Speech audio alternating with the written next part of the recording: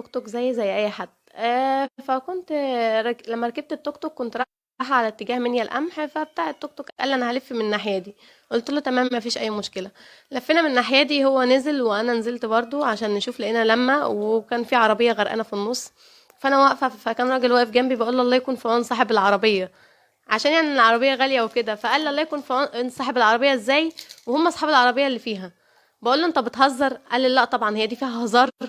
طبعا انا بسرعه البرق اخدت حديده من شخص كان واقف ونزلت جري البحر، وكسرت ازاز العربيه وجبت الاطفال انقذتهم والستات انقذت. استني بقى واحده واحده ايه يا شيخ؟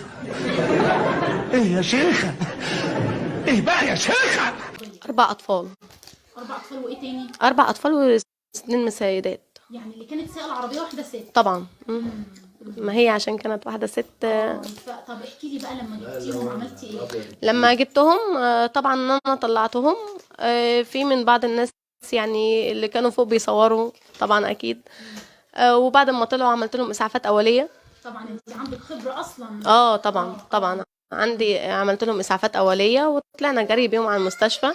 وبعد ما هنا سأسكت قليلا، هنا سأسكت قليلا. وطبعا ربنا خفف عليا لما وانا بطلعهم ما كنتش حاسه. ساعه ما كنت بتطلعيهم بقى المفروض من تحت، انت تحت في البحر بتديهم لحد.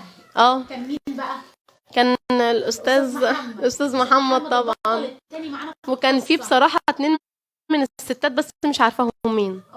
يعني في كانوا مسكوا ايد بعض ومسكوا ايد الاستاذ محمد كده.